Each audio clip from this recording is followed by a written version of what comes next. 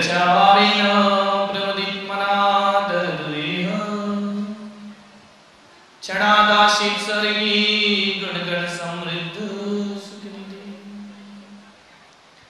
लभन्ते सर्वता शिव सुख समाजम किम तदा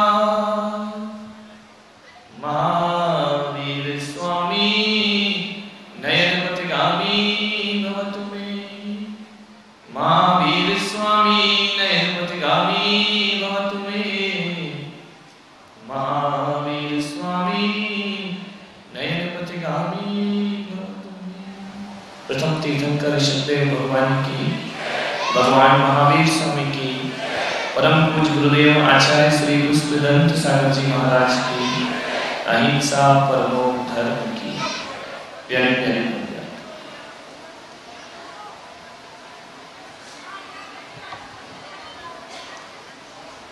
उसको नहीं देखा हमने कभी,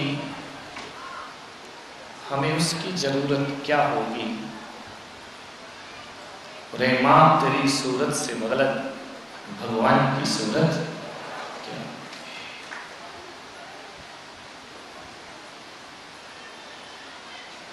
एक अक्षर है मां, बहुत छोटा अक्षर। दुनिया के सभी अक्षरों को सीखने के लिए स्कूल जाना पड़ता है। यदि कोई अक्षर और वर्णमाला को सीखना है तो स्कूल जाता है, कोई किताब हाथ में उठाता है, तब जाकर के अक्षर का ज्ञान होता है। लेकिन मां ऐसा अक्षर है जो बिना स्कूल पढ़े भी बच्चे के मुंह से सबसे पहले मां शब्द निकल जाया करता है।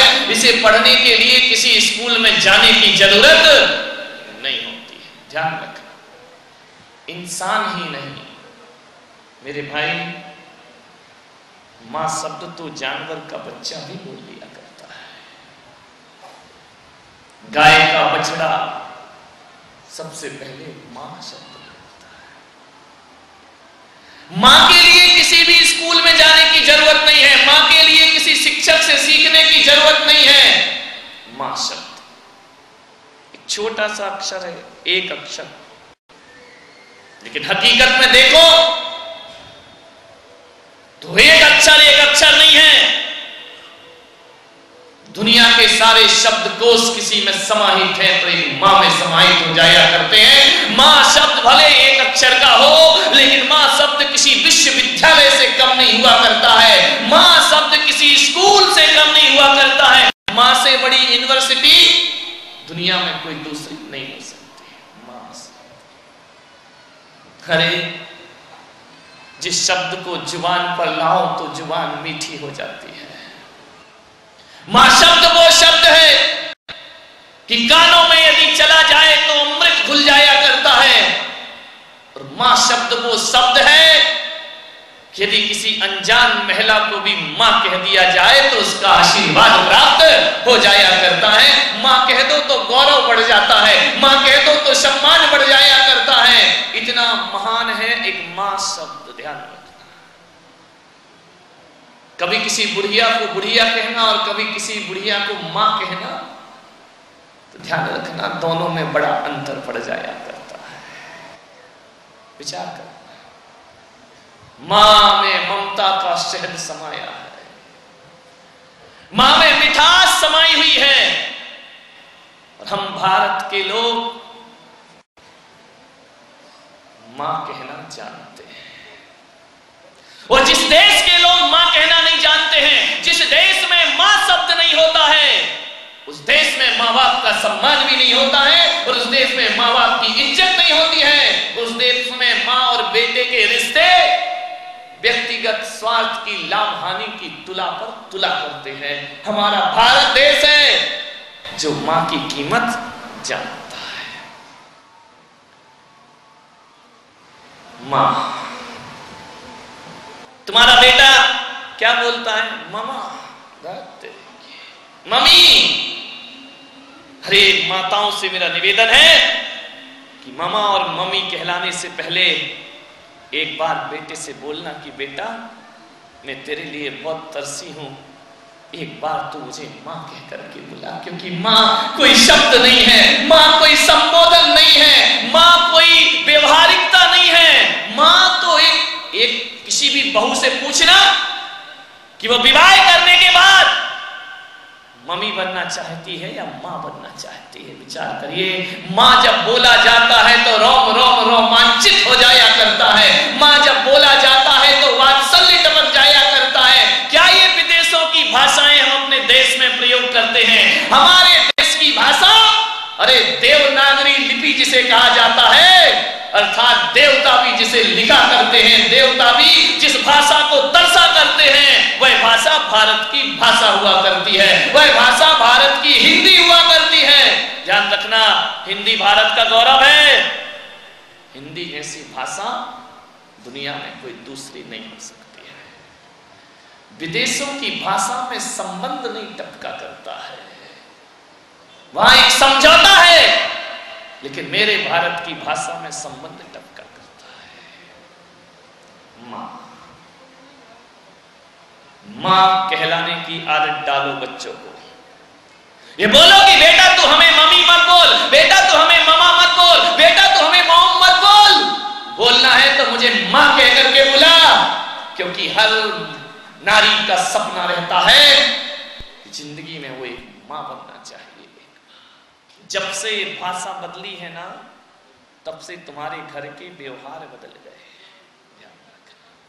अब वो इज्जत नहीं करता, मम्मी की इज्जत कोई बेटा नहीं करता है, लेकिन जब कोई मां कहना सिखाता है तो मेरे भारत का एक बेटा ऐसा है जो अंधे माँ बाप को कांवड़ पर बिठाकर पूरे हिंदुस्तान की यात्रा करा दिया करता है। वह माँ शब्द में ताकत होती है। श्री राम ने कौशल्या को माँ कह करके बुलाया, महावीर ने त्रिशला को माँ कह करके बुलाया, ऋषभदेव मरुदेवी को माँ कहकर, जब जब माँ कहते थे वात्सल्य उमड़ उमड़ पड़ता था। मम्मी में क्या है? मम्मी जानते हो, मिस्र की, समझ गए क्या, लाश। और क्या है?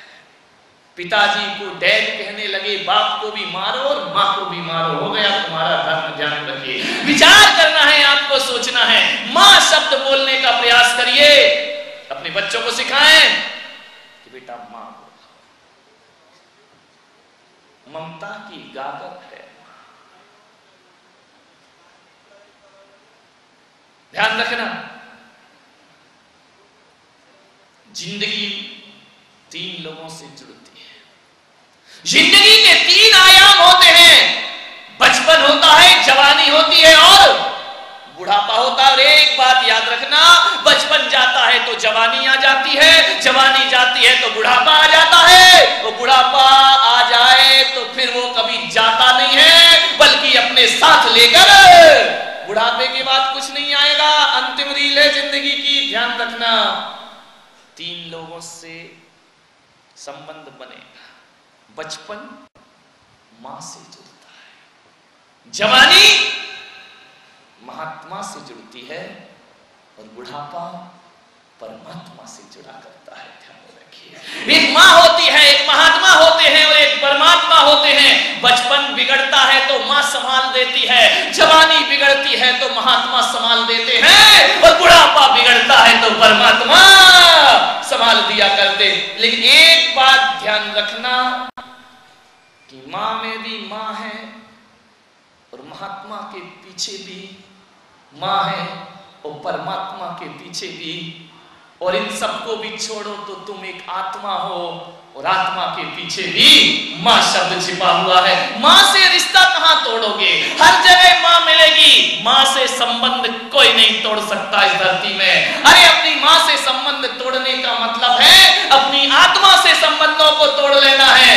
मां महात्मा है तब भी मां साथ है, और परमात्मा है तब भी मां साथ है, और सिद्धालय में बैठी कोई शुद्ध आत्मा है तो उसके साथ भी मां साथ हुआ करती है। हम वो लोग जिसने मां से रिश्ते जोड़े, ध्यान रखना। हम भारत के लोग वो लोग हैं कि सबसे ज्यादा सम्मान यदि किसी को दिया जाता है तो मां को दिया जाता है। हम जिस धरती का अन्न खाते हैं, जो धरती हमारी भूख मिटाती है, हम उसको धरती मां कह करके बुलाया करते हैं। ध्यान रखिए, जिस आकाश के नीचे हम रहते हैं, जो हमारे ऊपर छत्र बन करके बना है, झिलमिलाता है तारों के साथ, उस आकाश को हम आसमां कह करके बुलाते हैं। उसमें भी मां शब्द छिपा हुआ है, ध्यान रखना। और जो गाय हमें जीवन भर दूध पिलाती है ना, हम उस जानवर को भी गौ माता कह करके बुलाया करते हैं, उससे भी मां के रिश्ते जोड़ लिया करते हैं। और हमारे देश की नदियां जो हमारी प्यास बुझाती हैं, हम उसे गंगा मैया कह करके बुलाया करते हैं। विचार करिए, जो जन्म देती है वह भी मां होती है, और अपरिचित कोई मिल जाए तो उसे भी हम अपनी मां कह दिया करते हैं। और जिस देश में हम रहते हैं, उस देश को भारत माता कह करके बुलाया करते हैं। हमने मां का दर्जा अपने देश को दिया, हमने मां का दर्जा अपनी जमीनों को दिया, हमने मां का दर्जा आसमान को दिया। और तो और मेरे भाई, यदि वो अक्षर किसी कागज पर लिख दिए जाए तो हम उसे सरस्वती मां और जिनवाणी मां कह करके बुलाया करते हैं। जो हमारा कल्याण करती है वह भी जिनवाणी माता बन जाया करती है। हमने हर किसी से मां के रिश्ते जोड़े, ध्यान रखिए, कहां नहीं है। कौन छोड़ सकता है मां को? मां के संबंध ही जुड़ते हैं। मां की महिमा अपार है। लोग कहते हैं कि जो संन्यास ले लेता है, महात्मा बन जाता है, वह मां से रिश्ता तोड़ देता है। मैं कहता हूं बिल्कुल गलत। यदि महात्मा है तो मां तो साथ खड़ी है, ध्यान रखिए। लोग कहते सारी दुनिया से रिश्ता तोड़कर मोक्ष चले जाते हैं। यदि परमात्मा है उसके साथ भी मां है। और एक इंद्री पेड़ को सोचते हो ना कि मां बाप नहीं होते, जैन दर्शन कहता उन पेड़ में भी आत्मा है, तो वहां भी उनकी मां साथ में। बाप का कोई ठिकाना नहीं। एक आध शब्द बताओ जिसमें बाप का नाम आता हो, है कोई जहां बाप लगाया जाए? आज तो मां की महिमा गाई जाएगी, ध्यान रखिए। तालियां बजा दो। रोज रोज पिटती हो, आज तुम्हारा तुम क्यों बजा रहे? तुम्हारी तो धुलाई हो रही है ना, को बचाने दो भाई। रोज रोज कब तक इनकी धुलाई होती रहेगी? बचपन को संवारना है तो मां की जरूरत है। और मैं तो आपसे निवेदन करता हूं, बचपन में मां का आशीर्वाद जरूर लेना, और जवानी में महात्मा का आशीर्वाद जरूर लेना, और बुढ़ापा सताए तो परमात्मा का आशीर्वाद जरूर। ये तीन आशीर्वाद तुम्हारी जिंदगी को निहाल कर देंगे, ध्यान रखना। मां शब्द सागर से गहरा, हिमालय से ऊंचा, आसमां सा असीम और धरती सा